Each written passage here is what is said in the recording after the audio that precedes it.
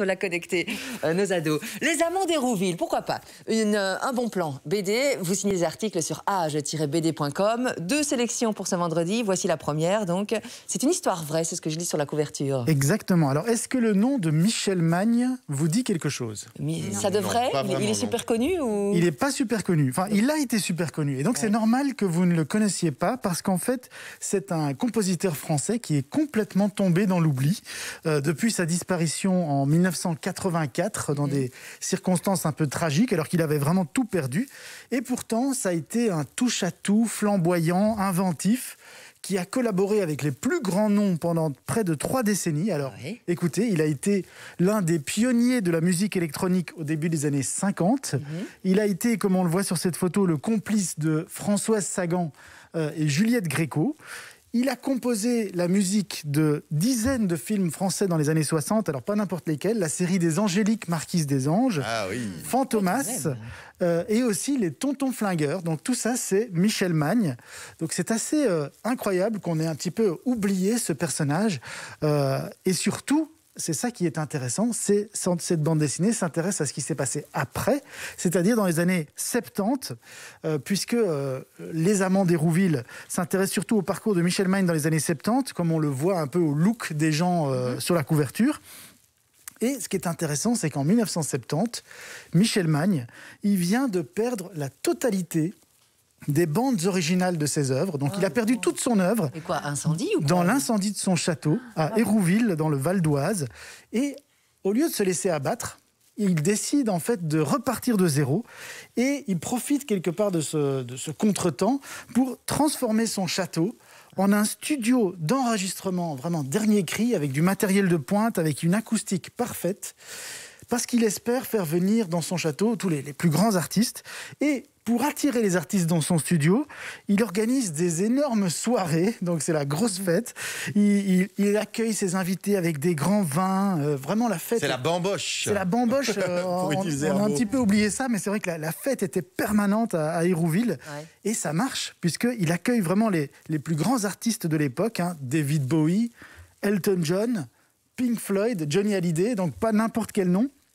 Et alors, ce qui est très marrant, on le voit ici sur la planche qui apparaît à l'écran, c'est qu'à un moment donné, il y a un groupe qui vient faire un concert au château d'Hérouville, un groupe californien qui s'appelle les Grateful Dead, qui était vraiment un peu un groupe symptomatique de ces années-là. Et ils jouent un concert toute la nuit à Hérouville. Alors c'est incroyable, apparemment ils ont distribué des cakes un peu améliorés, si vous voyez ce que je veux dire. Avec des petits champis. Exactement, et du coup, même les pompiers, les gendarmes et les habitants du village se sont retrouvés tout habillés dans la piscine. Enfin, ça a été même la police a bouffé du cake. Mais non, c'était les invités qui sont déguisés, et on fait YMCA, non?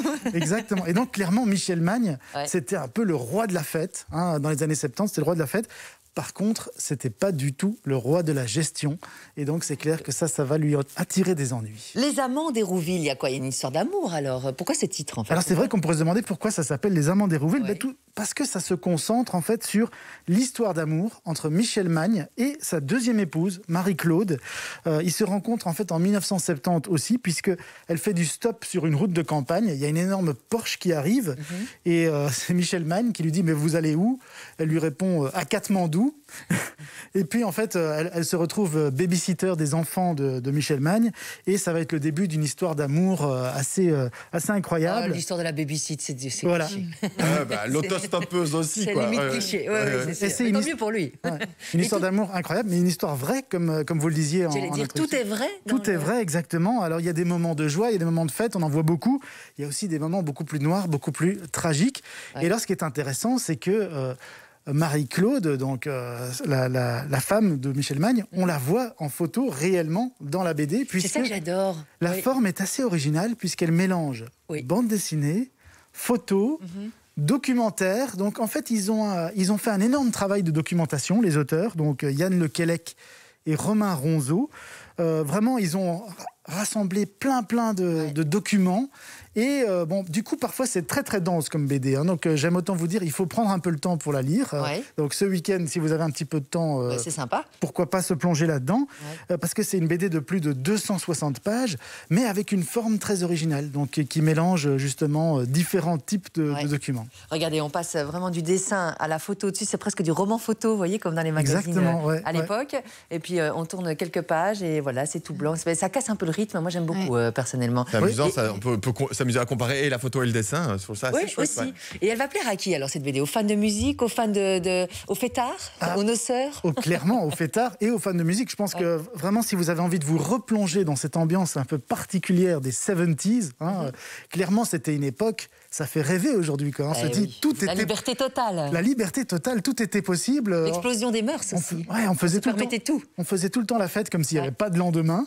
Et donc, clairement, je pense que ça va plaire à tous ceux qui aiment cette époque. Est-ce qu'il y a une playlist dans l'album, du coup, puisque comme il y a des photos, etc., ce serait sympa, en fait, vous voyez. Alors oui, il y a une sorte de playlist, puisque à la fin de l'album, vous retrouvez tous les albums qui ont été enregistrés voilà, parce que ça donne envie d'écouter de la musique en lisant la BD. Dans le studio d'Hérouville. Alors, petit détail amusant, il y a une chanson qui a été enregistrée dans l'escalier du château d'Hérouville, qui est une chanson que tout le monde connaît, qui s'appelle « Staying Alive » des Bee Gees.